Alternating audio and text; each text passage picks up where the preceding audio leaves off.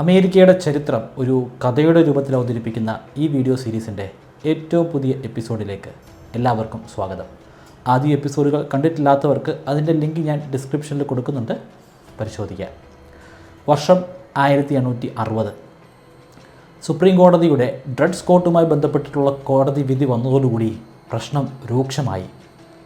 അടിമത്തത്തിൻ്റെ പേരിൽ northern സ്റ്റേറ്റ്സും southern സ്റ്റേറ്റ്സും രണ്ടായിട്ട് വേർപിരിയാൻ പോകുന്നു. നോർത്തേൺ സ്റ്റേറ്റ്സ് ഒരുപാട് തിരക്കേറിയ നഗരങ്ങളുള്ള സ്റ്റേറ്റുകളാണ്. പട്ടണങ്ങൾ, ഫാക്ടറികൾ ഒരുപാടുണ്ട്. അതേസമയം സതേൺ സ്റ്റേറ്റ്സ് കുറേ കൂടി വലിയ സ്റ്റേറ്റുകളാണ്, ഒരുപാട് സ്റ്റേറ്റുകളുണ്ട്. എന്നാൽ അവിടെ കാര്യമായിട്ട് ഫാക്ടറികളൊന്നുമില്ല. കൃഷിയുണ്ട്. പ്രധാനമായിട്ടും അവിടെ കോട്ടൺ കൃഷി ചെയ്യുന്നുണ്ട്. അത് കയറ്റുമതി ചെയ്ത് കിട്ടുന്ന ലാഭത്തിലാണ് സതേൺ സ്റ്റേറ്റ്സ് ജീവിതം പുലർത്തിക്കൊണ്ടു പോകുന്നത്. രണ്ട് കൂട്ടരും രണ്ട് വശത്തായി. നോർത്തേൺ സ്റ്റേറ്റ്സിന് അടിമത്വം വേണ്ട, അതേസമയം സതേൺ സ്റ്റേറ്റ്സിന് അടിമത്വം വേണം. അതിനൊരു റീസണുണ്ട്. കാരണം സതേൺ സ്റ്റേറ്റ്സിൽ ഫാക്ടറികളല്ല, വ്യാവസായിക ശാലകളല്ല ഉള്ളത്. അവിടെ ഉള്ളത് കണ്ണെത്താ ദൂരത്ത് പരന്നു കിടക്കുന്ന കൃഷിഭൂമിയാണ്. അവിടെ കൃഷി ചെയ്യാൻ അവർക്ക് ധാരാളമായി അടിമകളെ വേണം. അടിമകളുടെ പേരിൽ രണ്ട് സ്റ്റേറ്റുകളും എപ്പോൾ വേണമെങ്കിലും പിരിയാമെന്നുള്ള ഒരു ഘട്ടത്തിലെത്തിച്ചേർന്നു. ആ ഘട്ടത്തിലാണ് അമേരിക്കൻ പ്രസിഡൻ്റ് ഇലക്ഷൻ നടക്കുന്നത്. ആ ഇലക്ഷൻ ഒരുപാട് പ്രാധാന്യമുണ്ട്. കാരണം ആരാണ് അടുത്ത പ്രസിഡൻറ്റ് എന്നതിനെ ഡിപ്പെൻഡ് ചെയ്തിരിക്കും അമേരിക്കയുടെ ഭാവി. വരാൻ പോകുന്ന പ്രസിഡൻറ്റ് എന്ത് തീരുമാനമെടുത്താലും നടക്കാൻ പോകുന്നത് ഒരു കാര്യമായിരിക്കും. രാജ്യം രണ്ടായിട്ട് സ്പ്ലിറ്റാകും. അടിമത്തത്തെ അനുകൂലിക്കുന്ന നിയമമാണ് കൊണ്ടുവരുന്നതെങ്കിൽ ഉറപ്പായിട്ടും നോർത്തേൺ സ്റ്റേറ്റ്സ് പിന്മാറും. ഇനി അടിമത്തത്തിനെതിരെയുള്ള ഒരു നിയമമാണ് പാസ്സാക്കുന്നതെങ്കിൽ സതേൺ സ്റ്റേറ്റ്സും പിന്മാറും. ഈ ഘട്ടത്തിലാണ് 1860 എബ്രഹാം ലിങ്കൺ എന്ന വളരെയധികം നീളം കൂടിയ ഒരു മനുഷ്യൻ രംഗത്തേക്ക് വരുന്നത്. അദ്ദേഹത്തിൻ്റെ മുഖം വളരെ യുണീക്കാണ്. മറ്റാരിലും കാണാൻ സാധിക്കാത്ത ഒരു സവിശേഷത ആ മുഖത്തുണ്ടായിരുന്നു. ആ മുഖത്ത് എല്ലായ്പ്പോഴും വിഷമമാണ്.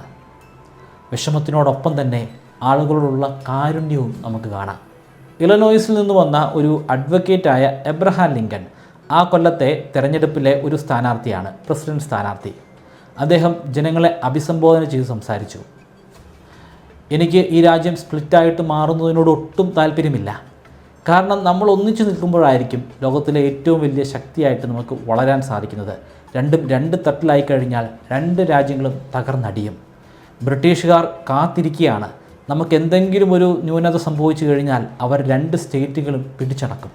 അതുണ്ടാകാൻ പാടില്ല. അതുണ്ടാകാതിരിക്കണമെങ്കിൽ നമ്മൾ രണ്ടു കൂട്ടരും ഒരുമിച്ച് തന്നെ പ്രവർത്തിക്കണം. അദ്ദേഹം ഒരിക്കലും അദ്ദേഹത്തിൻ്റെ തിരഞ്ഞെടുപ്പ് പ്രചരണത്തിനിടയിൽ ഉടനെ ഞാൻ അടിമത്വ വ്യവസ്ഥ ഇല്ലാതെയാക്കുമെന്ന് പറഞ്ഞിട്ടില്ല. പക്ഷേ അദ്ദേഹം ആവർത്തിച്ച് ഒരു കാര്യം പറയുന്നുണ്ടായിരുന്നു. എനിക്ക് അടിമത്തം എന്ന സമ്പ്രദായത്തോട് ഒട്ടും താല്പര്യമില്ലെന്ന് മാത്രമല്ല, എനിക്ക് അറപ്പാണ്, വെറുപ്പാണ്. മനുഷ്യരെല്ലാവരും തുല്യരാണ്. ഇത് ശരിക്കും ഒരു വലിയ പ്രഖ്യാപനമായിരുന്നു. നോർത്തേൺ സ്റ്റേറ്റ്സിലുള്ള ആളുകൾ അദ്ദേഹത്തെ ഒരു ആരാധനാ പുരുഷനായി ഉയർത്തിക്കൊണ്ടുവന്നു. അതേസമയം സതേൺ സ്റ്റേറ്റ്സിലുള്ള ആളുകൾ അദ്ദേഹത്തെ വെറുത്തു തുടങ്ങി. ഒടുവിൽ തെരഞ്ഞെടുപ്പിൻ്റെ ദിവസമെത്തി. 1860 നവംബർ മാസം. സതേൺ സ്റ്റേറ്റ്സിലെ 10 സ്റ്റേറ്റുകളിൽ ബാലറ്റിൽ എബ്രഹാം ലിങ്കൻ്റെ പേര് പോലും ഉണ്ടായിരുന്നില്ല. പക്ഷേ അങ്ങ് നോർത്തേൺ സ്റ്റേറ്റ്സുകളിൽ തിരക്കാണ് അനുഭവപ്പെട്ടത്. ആളുകൾ മണിക്കൂറോളം ചെലവഴിച്ച് ക്യൂ നിന്ന് വോട്ട് രേഖപ്പെടുത്തി. ഏറ്റവും കൂടുതൽ ജനസംഖ്യ ഉണ്ടായിരുന്നത് നോർത്തേൺ സ്റ്റേറ്റ്സിലാണ്. സതേൺ സ്റ്റേറ്റ്സിൽ ജനസംഖ്യ കുറവാണ്.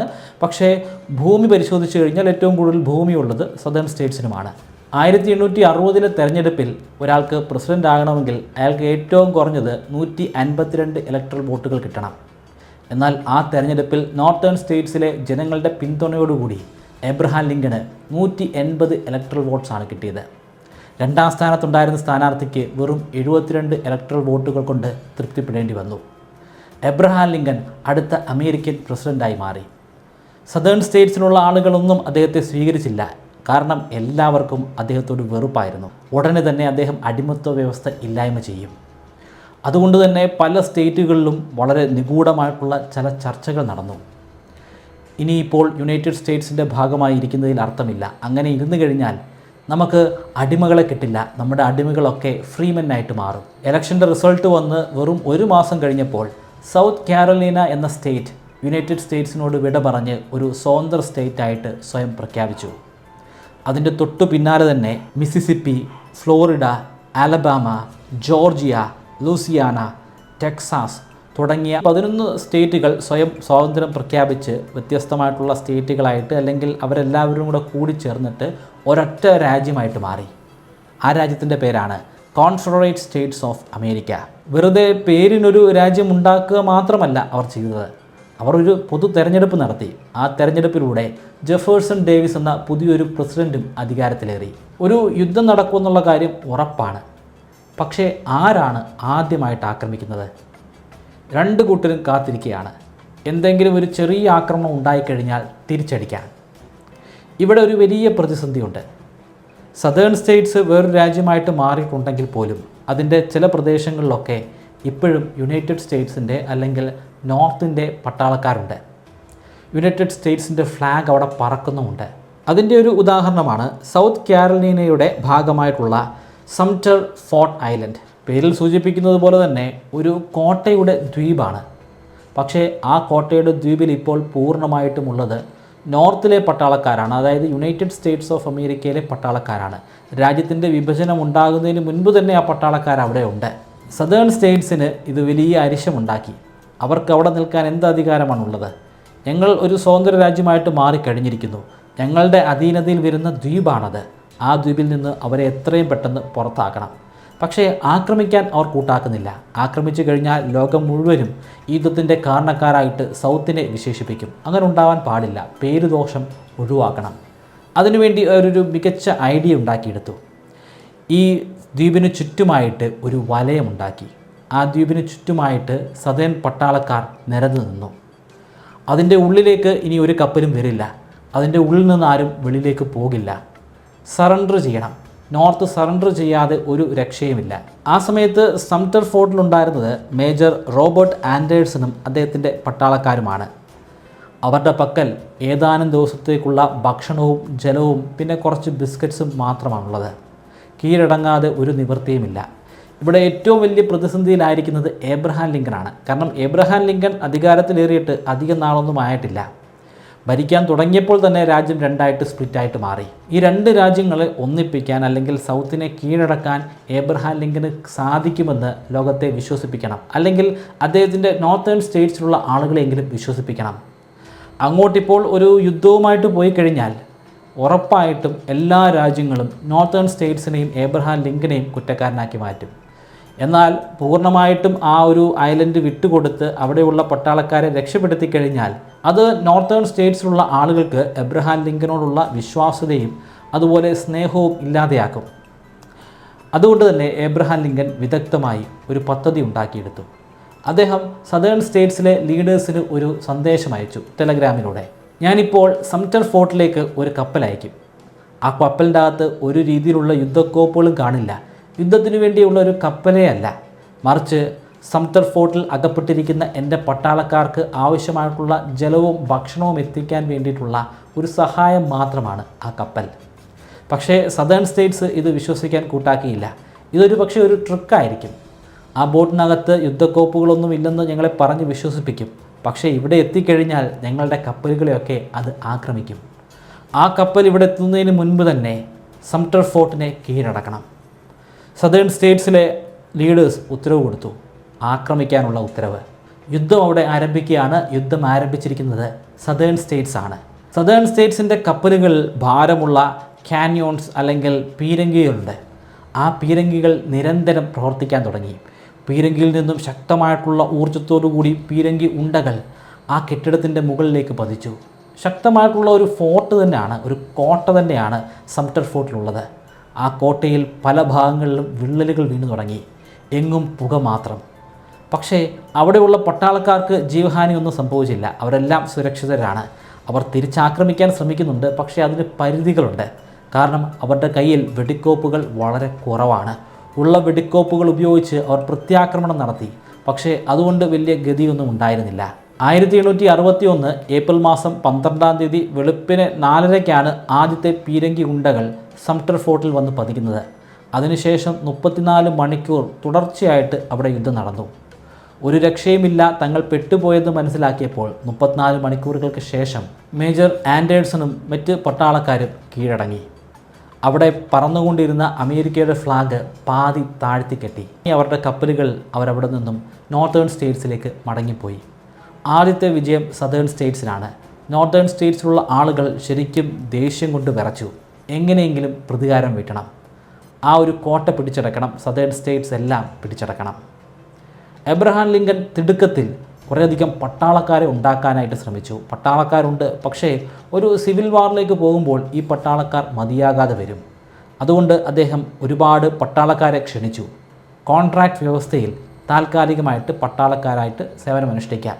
ആദ്യഘട്ടത്തിൽ 75,000 പട്ടാളക്കാരെയാണ് അദ്ദേഹം റിക്രൂട്ട് ചെയ്തത്, അതും വെറും 3 മാസം കാലത്തേക്ക്. നോർത്തേൺ സ്റ്റേറ്റ്സ് കുറച്ചുകൂടെ റിച്ചാണ്, കൂടുതൽ ആളുകളുണ്ട്, ഒരുപാട് പട്ടാളക്കാർ ഓൾറെഡി ഉണ്ട്. അതിൻ്റെ കൂടെ ഒരു 75,000 കൂടെ വരുമ്പോൾ ശക്തമായിട്ടുള്ള ഒരു സൈന്യമായിരിക്കും. സദേൺ സ്റ്റേറ്റ്സിനെ വളരെ ഈസി ആയിട്ടൊക്കെ തോൽപ്പിക്കാൻ സാധിക്കുമെന്നാണ് ഏബ്രഹാം ലിങ്കണും മറ്റ് നോർത്തേൺ സ്റ്റേറ്റ്സിലെ ലീഡേഴ്സും ചിന്തിക്കുന്നത്. പക്ഷേ അത് അത്ര എളുപ്പമുള്ള ഒരു കാര്യമൊന്നുമായിരുന്നില്ല. നോർത്തേൺ സ്റ്റേറ്റ്സിലെ പട്ടാളക്കാർ യുദ്ധത്തിനു വേണ്ടി പുറപ്പെടുന്നതിൻ്റെ തലേ ദിവസം പ്രധാനപ്പെട്ട ജനറൽമാരെല്ലാം വൈറ്റ് ഹൗസിലെ എബ്രഹാം ലിങ്കൻ്റെ ഓഫീസിന് മുൻപിൽ ഒത്തുകൂടി. അവരെല്ലാം എബ്രഹാം ലിങ്കന് ഉറപ്പ് കൊടുത്തു, നമ്മൾ ഒന്നുകൊണ്ടും ഭയപ്പെടേണ്ട ആവശ്യമില്ല, നമ്മുടെ സൈന്യം വളരെ ശക്തമാണ്, വളരെ ഈസി ആയിട്ട് നമുക്ക് അവരെ തോൽപ്പിക്കാൻ സാധിക്കും. ആ കൂട്ടത്തിലെ ഒരു ജനറൽ പറഞ്ഞ കാര്യം വളരെ പ്രശസ്തമാണ്. ഞങ്ങൾ നാളെ രാവിലെ തന്നെ യുദ്ധത്തിന് പുറപ്പെടും. നാളെ വൈകുന്നേരം അത്താഴം കഴിക്കാൻ നിങ്ങളിവിടെ ഉണ്ടായിരിക്കും. അത്താഴം കഴിക്കുമ്പോൾ സദേൺ സ്റ്റേറ്റ്സ് എന്ന് പറയുന്ന ഒരു ഗ്രൂപ്പ് ഉണ്ടായിരിക്കില്ല, അവരെല്ലാം യുണൈറ്റഡ് സ്റ്റേറ്റ്സിൻ്റെ ഭാഗമായിട്ട് മാറിയിട്ടുണ്ടായിരിക്കും. ഈ യുദ്ധമാണ് പിക്നിക് വാർ എന്ന പേരിൽ അറിയപ്പെടുന്നത്. ഒരു പിക്നിക്കിന് പോകുന്ന ലാഘവത്തിലാണ് നോർത്തേൺ സ്റ്റേറ്റ്സിലെ പട്ടാളക്കാർ അന്ന് യുദ്ധത്തിന് പുറപ്പെട്ടത്. വർഷം 1861 മാസം ജൂലൈ മാസം. പട്ടാളക്കാർ അന്ന് വെളുപ്പിന് തന്നെ വാഷിങ്ടൺ DC-യിൽ നിന്ന് പുറപ്പെട്ടു. വിർജീനിയയാണ് ലക്ഷ്യസ്ഥാനം. പട്ടാളക്കാർ ഒറ്റയ്ക്കായിരുന്നില്ല. ഒരു പിക്നിക്കിന് പോകുന്ന ലാഘവത്തോടു കൂടി അവരോടൊപ്പം സാധാരണക്കാരായിട്ടുള്ള ജനങ്ങളുണ്ടായിരുന്നു, പ്രായമുള്ള ആളുകളുണ്ടായിരുന്നു, എന്തിനേറെ പറയണം സ്ത്രീകളുണ്ടായിരുന്നു. സ്ത്രീകളൊക്കെ യുദ്ധത്തിന് പോകുന്ന വേഷത്തിലായിരുന്നില്ല.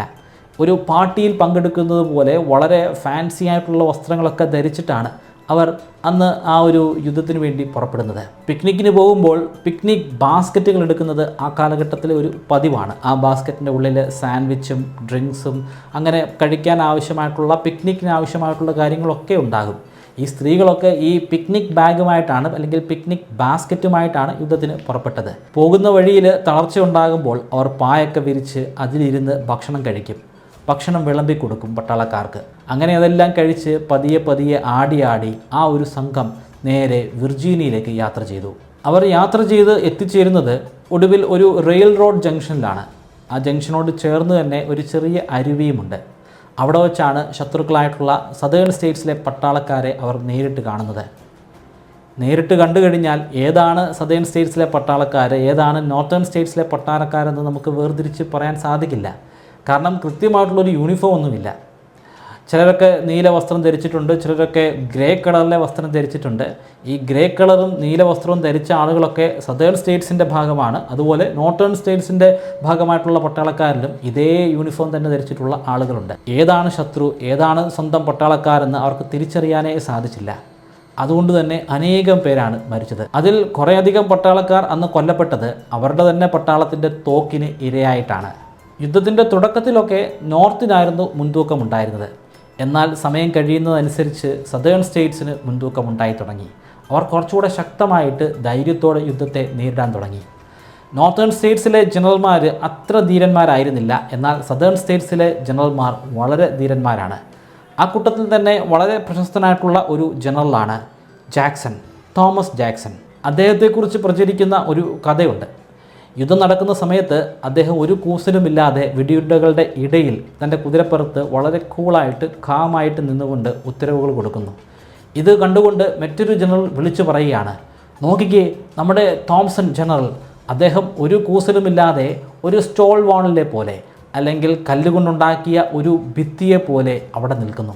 ആ ഒരു ദിവസത്തിന് ശേഷം പിന്നീട് അങ്ങോട്ട് തോമസ് ജാക്സൺ അറിയപ്പെടുന്നത് സ്റ്റോൺ വാൾ ജാക്സൺ എന്ന പേരിലാണ്. യുദ്ധത്തിൻ്റെ അവസാന ഘട്ടമൊക്കെ ആയപ്പോഴേക്കും സദേൺ സോൾജേഴ്സ് ഒരു പ്രത്യേക ശബ്ദം ഉണ്ടാക്കാൻ തുടങ്ങി. വാർ ക്രൈ എന്നൊക്കെ പറയാൻ സാധിക്കുന്ന ഒരു ശബ്ദം. അവർ ഉറക്കെ അലറാൻ തുടങ്ങി. തോക്കുമായിട്ട് ഓടി മുന്നോട്ട് ധൈര്യത്തോടെ വന്ന് അലറിക്കൊണ്ട് വെടിയുതിർക്കുന്നു. ഇതൊക്കെ കണ്ടപ്പോഴത്തേക്കിനും നോർത്തേൺ സ്റ്റേറ്റ്സിലെ പട്ടാളക്കാർ അടിമുടി വിറച്ചുപോയി. അവരവരുടെ തോക്കൊക്കെ വലിച്ചെറിഞ്ഞ് നേരെ വാഷിങ്ടൺ DC പോയി. അന്ന് അവരുടെ ജനറൽമാരെല്ലാം എബ്രഹാം ലിങ്കണുമായിട്ട് വീണ്ടും ഒരു കൂടിക്കാഴ്ച നടത്തി.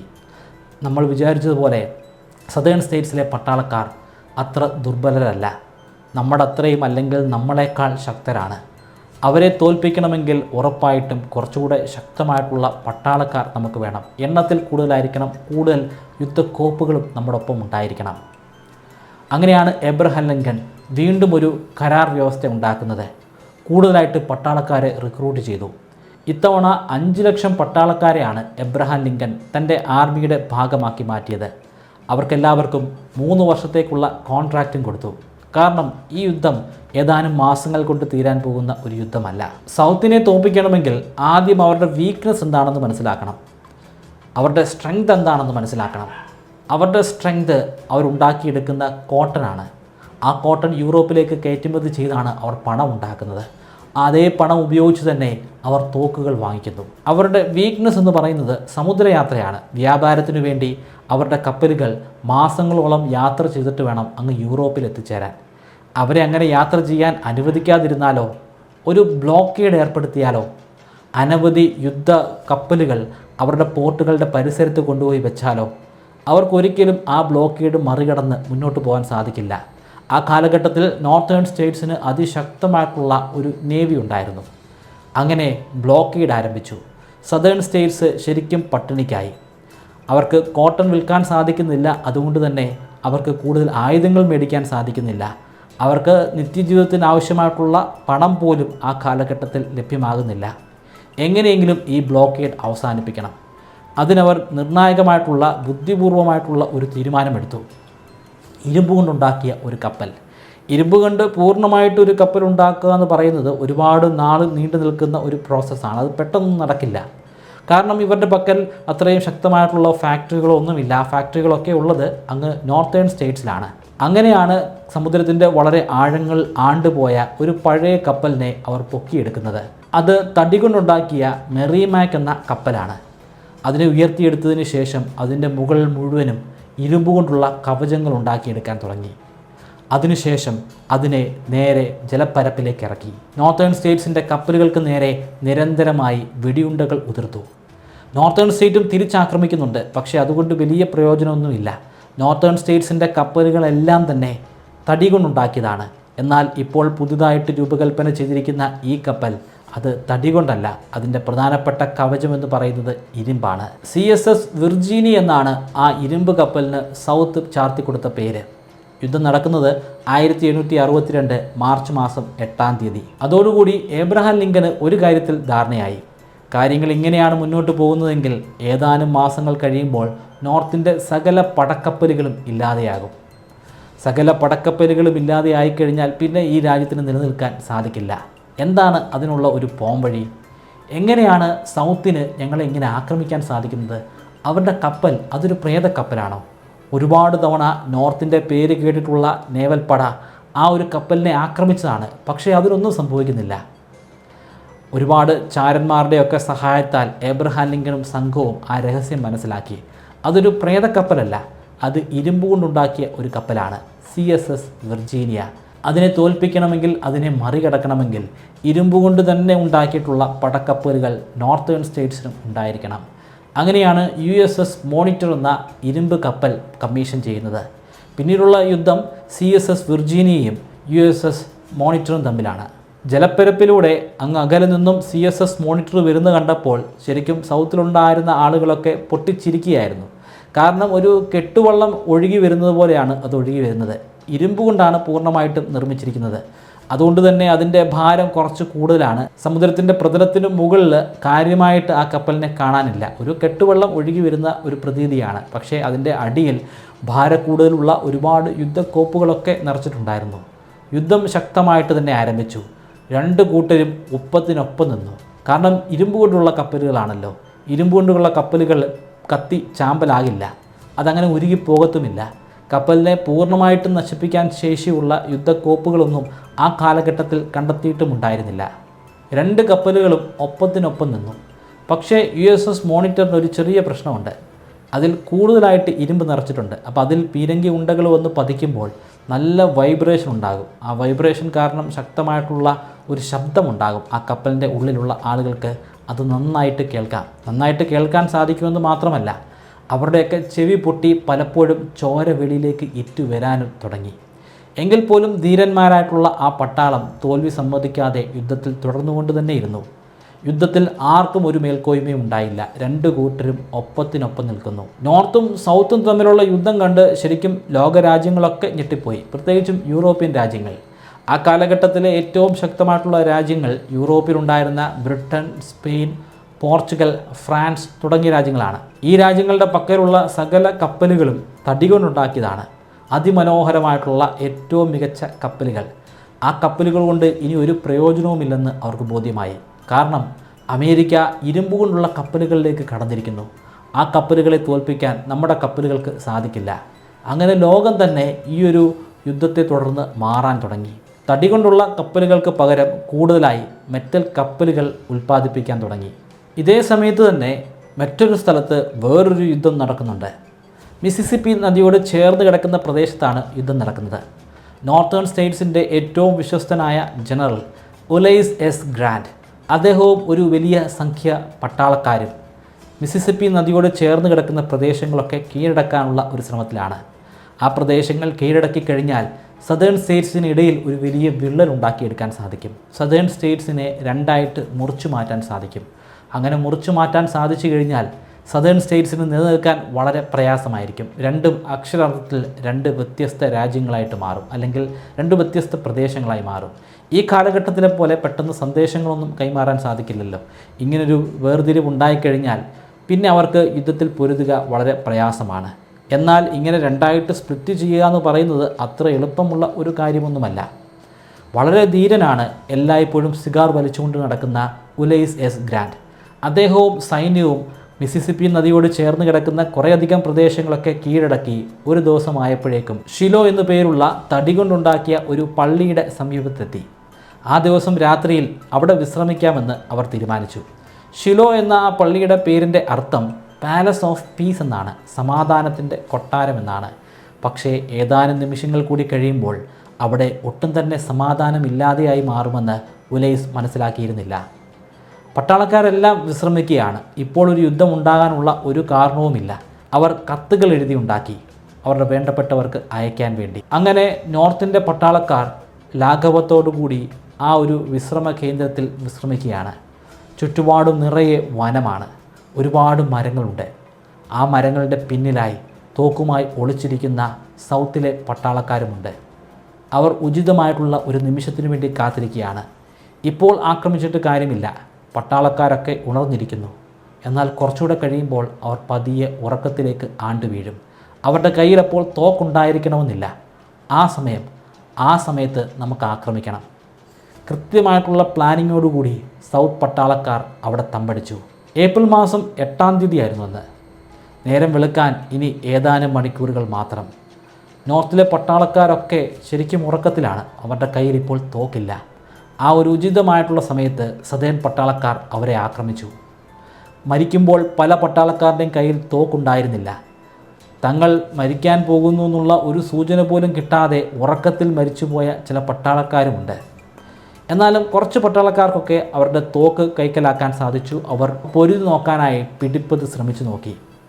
പക്ഷേ സൗത്ത് പട്ടാളക്കാർ കൂടുതൽ ശക്തരായിരുന്നു. നോർത്തേൺ പട്ടാളത്തിന് പതിയെ പിന്നിലേക്ക് വലിയേണ്ടി വന്നു. കഴിഞ്ഞ കുറേയധികം ദിവസങ്ങളായി അവർ കീഴടക്കിക്കൊണ്ടുവന്ന കുറേയധികം പ്രദേശങ്ങളുണ്ട്. അത് ആ നേർത്ത മഴ പെയ്യുന്ന ചളിക്കുണ്ട് നിറഞ്ഞിട്ടുള്ള വനത്തിൽ വെച്ച് അവർക്ക് പതിയെ വിട്ടുകൊടുക്കേണ്ടി വന്നു. അന്ന് ആ ഇരുട്ടത്ത് ഒരു മരത്തിൻ്റെ കീഴിൽ ഉലൈസ് എസ് ഗ്രാൻഡ് ഒരു കൂസലുമില്ലാതെ സിഗാറും വലിച്ചുകൊണ്ട് നിന്നു. അദ്ദേഹത്തിൻ്റെ തൊട്ടടുത്ത് തന്നെ ഷെർമാൻ എന്ന മറ്റൊരു ജനറലുമുണ്ട്. ഷെർമാൻ പറഞ്ഞു, ഇത് നമുക്ക് വളരെ മോശപ്പെട്ട ഒരു ദിവസമായിരുന്നു. നമ്മുടെ ഒരുപാട് പട്ടാളക്കാർ കൊല്ലപ്പെട്ടു. നമ്മൾ കഷ്ടപ്പെട്ട് പിടിച്ചെടുത്ത പല പ്രദേശങ്ങളും വിട്ടുകൊടുക്കേണ്ടി വന്നു. ഉലൈസിന് ഒരു കുലുക്കവുമില്ല. അത് കേട്ടുകൊണ്ട് തന്നെ അദ്ദേഹം ഇങ്ങനെ മറുപടി പറഞ്ഞു, അതെ, പക്ഷേ നാളെ നമ്മളവന്മാരെ തുടച്ചു നീക്കും. അത് വെറും ഒരു കോൺഫിഡൻസിൻ്റെ പുറത്ത് മാത്രം പറഞ്ഞ വാചകമല്ല. അദ്ദേഹത്തിന് അറിയാമായിരുന്നു. ടെലഗ്രാഫിലൂടെ ഒരു സന്ദേശം അദ്ദേഹത്തിന് കിട്ടിയിട്ടുണ്ടായിരുന്നു. അധികം വൈകാതെ ഒരു കപ്പൽ നിറയെ പട്ടാളക്കാർ മിസിസിപ്പി നദിയിലൂടെ ഇങ്ങോട്ടെത്തും. അവരെത്തിക്കഴിഞ്ഞാൽ പിന്നെ പ്രത്യാക്രമണം നടത്താം. അടുത്ത ദിവസം നേരം വെളുത്തു കഴിഞ്ഞപ്പോൾ തന്നെ പട്ടാളക്കാർ അവിടെ എത്തിയിട്ടുണ്ടായിരുന്നു. പിന്നീട് അതിശക്തമായിട്ടുള്ള ഒരു യുദ്ധം കൂടെ നടന്നു. ആ യുദ്ധത്തിൽ സൗത്തിനെ പിടിച്ചടക്കാനായിട്ട്, ആ പ്രദേശം തിരിച്ചെടുക്കാനായിട്ട് നോർത്തിന് സാധിച്ചു. പക്ഷേ നോർത്തിന് അതിന് കനത്ത വിലയാണ് കൊടുക്കേണ്ടി വന്നത്. 1-2 പേരല്ല, കഴിഞ്ഞ ഏതാനും ആഴ്ചകൾക്കിടയിൽ 23,000 പട്ടാളക്കാരെയാണ് നോർത്തിന് നഷ്ടപ്പെട്ടത്. അമേരിക്കയുടെ യുദ്ധചരിത്രത്തിൽ, അന്നുവരെയുള്ള യുദ്ധചരിത്രത്തിൽ അത്രയധികം പട്ടാളക്കാർ മരിച്ചിട്ടില്ല. അതായത് അതിനു മുൻപ് അമേരിക്കൻ മണ്ണിൽ നടന്നിട്ടുള്ള സകല യുദ്ധങ്ങളെടുത്താലും, ആ യുദ്ധങ്ങളിലൊക്കെ കൊല്ലപ്പെട്ട ആളുകളുടെ ഒക്കെ എണ്ണം എടുത്താലും ഈ 23,000 വരില്ല. അതാണ് ഏതാനും ചില ദിവസങ്ങൾ കൊണ്ട് മാത്രം നോർത്തേൺ സ്റ്റേറ്റ്സിന് മാത്രം നഷ്ടപ്പെട്ടിരിക്കുന്ന പട്ടാളത്തിൻ്റെ എണ്ണം. യുദ്ധം പിന്നീട് ഒരു 1.5 വർഷം കൂടെ നീണ്ടുപോയി. 1863 വേനൽക്കാലം. ആ വേനൽക്കാലത്തിൽ സൗത്തിൻ്റെ ജനറലായ റോബർട്ട് ഇ ലീ ഒരു ഗാംബ്ലിംഗ് നടത്തി, ഒരു ചൂതാട്ടം നടത്തി. ഇത്രയും നാൾ സൗത്ത് നോർത്തിനെ ഡിഫെൻഡ് ചെയ്തുകൊണ്ടിരിക്കുകയല്ലേ, എന്തുകൊണ്ട് നോർത്തിലേക്ക് നമുക്കൊരു ആക്രമണം നടത്തിക്കൂടാ? അവരുടെ ഒരു ടൗൺ, ഒരു സിറ്റി പിടിച്ചെടുത്തു കഴിഞ്ഞാൽ ഒരുപക്ഷെ ലിങ്കൻ രാജിവെച്ചേക്കാം. റോബർട്ട് ഇ ലീ അദ്ദേഹത്തിൻ്റെ പക്കലുണ്ടായിരുന്ന സകല സൈന്യവുമായി നേരെ നോർത്തിലേക്ക് വെച്ചു പിടിച്ചു. ഏതാനും ദിവസങ്ങൾ കൊണ്ട് അവർക്ക് പെൻസിൽവാനിയ വരെ എത്തിച്ചേരാൻ സാധിച്ചു. പെൻസിൽവാനിയയിൽ എത്തിച്ചേർന്നപ്പോഴാണ് അവരൊരു റൂമർ കേട്ടത്. അങ്ങ് ഗെറ്റിസ്ബർഗ് എന്ന് പറയുന്ന പ്രദേശത്ത് ഷൂ ഡിസ്ട്രിബ്യൂട്ട് ചെയ്യുന്നുണ്ട് സദേൺ ആർമിക്ക്. അത് നേടിയെടുക്കാനായി ഇവർ അവരുടെ യാത്രയിൽ ചെറിയൊരു മാറ്റം വരുത്തി ഗെറ്റിസ്ബർഗിലേക്ക് പുറപ്പെട്ടു. റോബർട്ട് ഇ ലീയുടെ സൈന്യം നേരെ ചെന്ന് കയറി കൊടുക്കുന്നത് നോർത്തിൻ്റെ ഒരു കാവലറി പടയുടെ മുൻപിലോട്ടാണ്, ഒരു കുതിരപ്പടയുടെ മുൻപിലേക്കാണ്. അവരൊരിക്കലും പ്രതീക്ഷിച്ചിരുന്നില്ല, അവരെന്ന് പറഞ്ഞാൽ നോർത്തിലുള്ള ആളുകൾ തന്നെ പ്രതീക്ഷിച്ചിരുന്നില്ല. അവർ മറ്റൊരു സ്ഥലത്തേക്കുള്ള യാത്രക്കിടയിലാണ് സൗത്തിലെ റോബർട്ട് ലീയുടെ സൈന്യത്തെ കണ്ടുമുട്ടുന്നത്. അതൊരു വലിയ യുദ്ധമായി മാറി. കാരണം പട്ടാളക്കാരുടെ എണ്ണം വളരെ കൂടുതലാണ്. 2 വിഭാഗത്തും കൂടെ 1,60,000 പട്ടാളക്കാരുണ്ട്. തുടർച്ചയായിട്ടുള്ള യുദ്ധം. ഇവർ കണ്ടുമുട്ടുന്നത് ഒരു ഗോതമ്പ് പാടത്ത് വെച്ചിട്ടാണ്. ആ ഗോതമ്പ് പാടത്തോട് ചേർന്ന് തന്നെ ഒരു വലിയ കുന്നുമുണ്ട്. ആ കുന്നിൻ്റെ മുകളിലുള്ളത് നോർത്തിലെ കാവലറി പട്ടാളക്കാരാണ്. കൂടാതെ അവർക്ക് പീരങ്കികളുമുണ്ട്. അവിടെ നിന്ന് ആക്രമിക്കുന്നത് കുറച്ചുകൂടെ എളുപ്പമുള്ളൊരു കാര്യമാണ്. കാരണം സൗത്തിൽ നിന്ന് വന്നിരിക്കുന്ന പട്ടാളക്കാർ താഴ്വാരത്തിലുള്ള ഗോതമ്പ് പാടത്താണ്. ഇതേ ഗോതമ്പ് പാടത്ത് തന്നെ നോർത്തിൻ്റെ കാവലറിയുമുണ്ട്. അങ്ങനെ നേർക്ക് നേരുള്ള യുദ്ധം നടക്കുകയാണ്. കാര്യമായിട്ട് ആർക്കും ഒരു ബെനിഫിറ്റ് ഇല്ല. അപ്പോഴാണ് റോബർട്ട് ഇ ലീക്ക് മറ്റൊരു ഐഡിയ തോന്നിയത്. ഇവരിപ്പോൾ നിൽക്കുന്ന പ്രദേശത്ത് നിന്ന് കുറച്ചങ്ങോട്ട് മാറിക്കഴിഞ്ഞാൽ കുറച്ചുകൂടെ ഒഴിഞ്ഞു കിടക്കുന്ന ഗോതമ്പ് പാടമുണ്ട്. ആ ഗോതമ്പ് പാടത്തിൽ നിന്ന് നോക്കിക്കഴിഞ്ഞാൽ അങ്ങ് കുന്നിൻ്റെ മുകളിൽ നിൽക്കുന്ന കാവലറി പടയുടെ മധ്യഭാഗം കാണാൻ സാധിക്കും. മധ്യഭാഗത്തേക്ക് ഇതുവരെ ആരും ആക്രമിച്ചിട്ടില്ല. എങ്ങനെയെങ്കിലും കുറച്ച് പട്ടാളക്കാരെ അവിടെ എത്തിക്കണം. അവിടെ നിന്ന് ആക്രമിച്ചു കഴിഞ്ഞാൽ പിന്നീട് നോർത്തിന് പിടിച്ചു നിൽക്കാൻ സാധിക്കില്ല. അതുകൊണ്ട് റോബർട്ട് ഇ ലീ അദ്ദേഹത്തിൻ്റെ മൊത്തം സൈനികരുടെ ഒരു ചെറിയ ഭാഗം സൈനികരെ ആ തുറസായി കിടക്കുന്ന ഭാഗത്തേക്ക് അയച്ചു. 15,000-ഓളം വരുന്ന പട്ടാളക്കാരാണ്. അവരങ്ങോട്ട് യാത്ര പുറപ്പെടുന്നത് അങ്ങ് മുകളിൽ കുന്നിൽ നിൽക്കുന്ന നോർത്തിലെ ജനറൽമാർക്ക് വ്യക്തമായിട്ട് കാണാം. അവർ ഓർഡർ കൊടുത്തു, ആക്രമിക്കാനുള്ള ഓർഡർ. അത് ശരിക്കും ഒരു സൂയിസൈഡ് മൂവ്മെൻ്റ് ആയിരുന്നു. അവിടെ ഉണ്ടായിരുന്ന അനേകം പട്ടാളക്കാർ, സൗത്തിൻ്റെ പട്ടാളക്കാർ ദാരുണമായി കൊല്ലപ്പെട്ടു. പക്ഷേ ആ യുദ്ധത്തിൽ വിട്ടുകൊടുക്കാൻ സൗത്തിലെ ധീരന്മാരായിട്ടുള്ള പട്ടാളക്കാർക്ക് സാധിക്കുമായിരുന്നില്ല. റോബർട്ട് ഇ ലീ ഉദ്ദേശിച്ച സ്ഥലത്ത് തന്നെ ആ പട്ടാളക്കാർ എത്തിച്ചേർന്നു. പക്ഷേ ഇവിടെ നിന്ന് യാത്ര പുറപ്പെട്ട അത്രയും സൈനികർ അവിടെ എത്തിച്ചേർന്നില്ല. അതിൻ്റെ 1/5 സൈനികർ പോലും അവിടെ എത്തിച്ചേർന്നില്ല. ബാക്കിയുള്ള ആളുകളെല്ലാവരും കൊല്ലപ്പെട്ടു. അത്രയും പേരെ കൊലക്കി കൊടുത്തതോടുകൂടി റോബർട്ട് ഇ ലീ മടുത്തിരുന്നു. അദ്ദേഹത്തിന് കീഴടങ്ങുക അല്ലാതെ മറ്റൊരു നിവൃത്തിയുമില്ല. അവശേഷിച്ചു നിന്ന പട്ടാളക്കാരുടെ ഇടയിൽ നിന്നുകൊണ്ട് തന്നെ റോബർട്ട് ഇ ലീ ഉച്ചത്തിൽ കരഞ്ഞു. ഇതെൻ്റെ മിസ്റ്റേക്കാണ്, എൻ്റെ തെറ്റാണ്, എൻ്റെ മാത്രം തെറ്റാണ്. 1863 ജൂലൈ മാസം 4-ാം തീയതി 2 സംഭവങ്ങളാണ് ശരിക്കും നടന്നത്. ഒന്ന്, റോബർട്ട് ഇ ലീയുടെ കീഴടങ്ങൽ.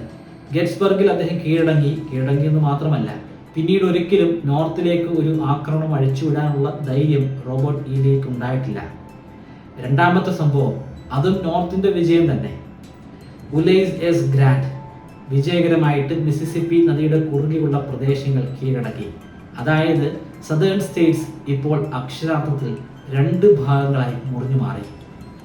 അവരെ കണക്ട് ചെയ്യുന്ന നിർണായകമായിട്ടുള്ള പ്രദേശങ്ങൾ ഇപ്പോൾ നോർത്തിൻ്റെ കീഴിലാണ്. നോർത്തിൻ്റെ കമാൻഡർ ഇൻ ചീഫ് അവരുടെ പ്രസിഡന്റായ എബ്രഹാം ലിങ്കനാണ്. പക്ഷേ എബ്രഹാം ലിങ്കൻ യുദ്ധത്തിൽ നേരിട്ട് പങ്കെടുക്കുന്നില്ല. അദ്ദേഹത്തിന് യുദ്ധത്തിൽ നേരിട്ട് പങ്കെടുക്കാൻ സാധിക്കുന്നില്ല. എല്ലായ്പ്പോഴും വൈറ്റ് ഹൗസിലാണ്. വൈറ്റ് ഹൗസിൽ അദ്ദേഹം എപ്പോഴും തിരക്കിലുമാണ്.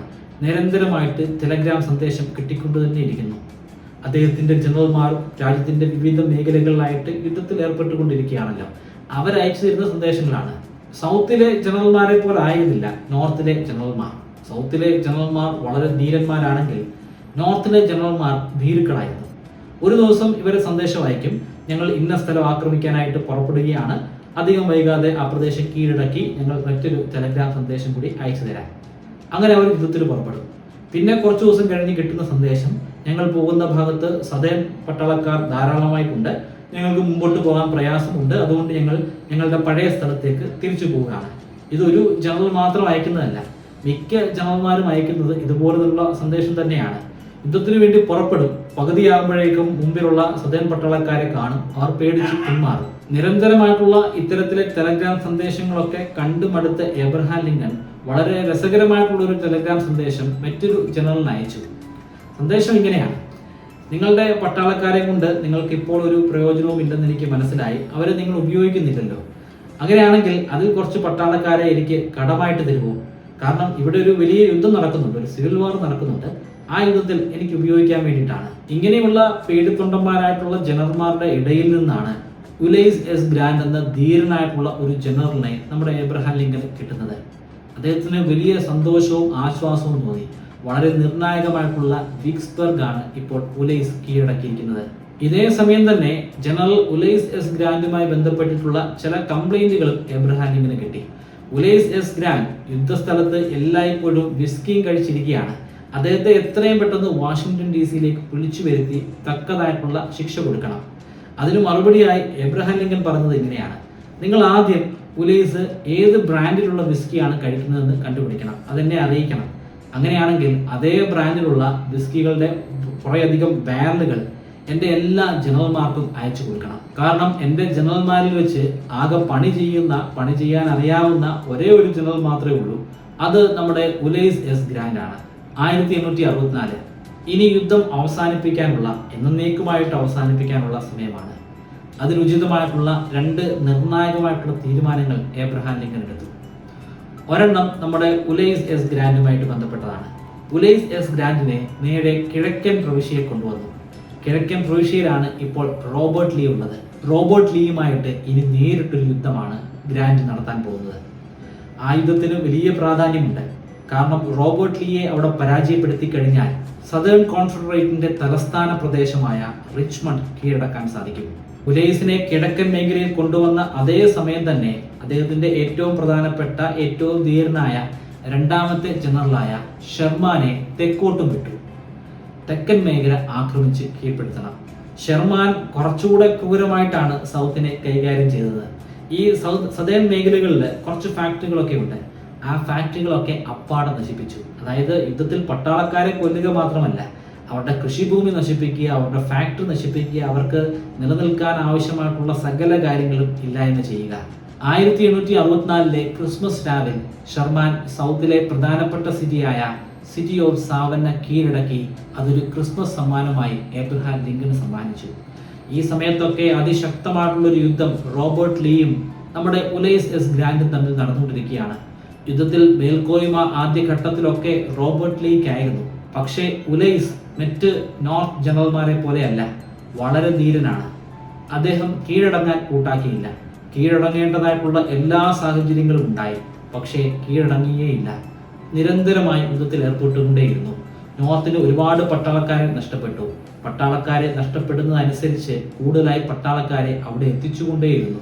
യുദ്ധം കുറേയധികം നാളത്തേക്ക് നീണ്ടുപോയപ്പോൾ സൗത്തിന് ആവശ്യമായിട്ടുള്ള ഭക്ഷണം ഇല്ലാതെയായി. അവർക്ക് ആയുധങ്ങൾ ലഭിക്കാതെയായി. ഇത് തന്നെയായിരുന്നു ഉലൈസ് എസ് ഗ്രാൻഡ് മുൻകൂട്ടി കണ്ടിരുന്നത്.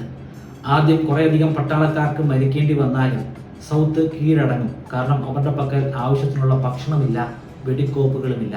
1865 ഏപ്രിൽ മാസം 9 ആയപ്പോൾ റോബർട്ട് ഇ ലീ ഒരു സന്ദേശവാഹകനെ ഉലൈസിന്റെ അടുത്തേക്ക് അയച്ചു. എനിക്ക് നിങ്ങളെ നേരിട്ടൊന്ന് കാണണം, ശാന്തമായിട്ടുള്ള ഒരു മീറ്റിംഗ് അറേഞ്ച് ചെയ്ത് തരണം.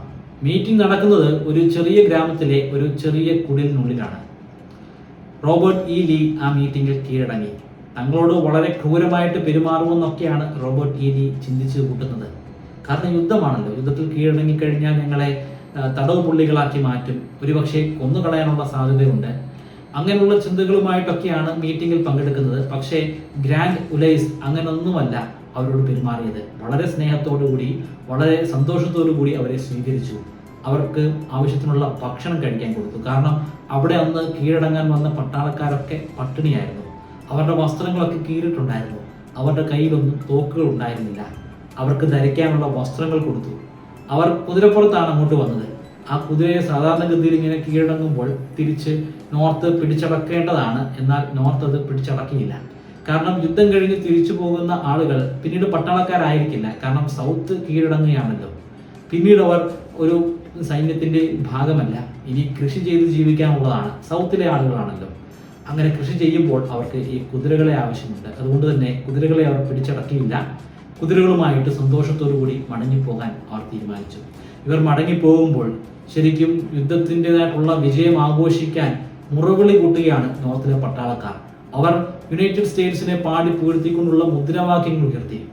അതുപോലെ സൗത്തിനെ തരം താഴ്ത്തുന്ന തരത്തിലുള്ള ചില മുദ്രാവാക്യങ്ങളും വിളിച്ചു പറഞ്ഞിട്ടുള്ള പട്ടാളക്കാരുണ്ട്.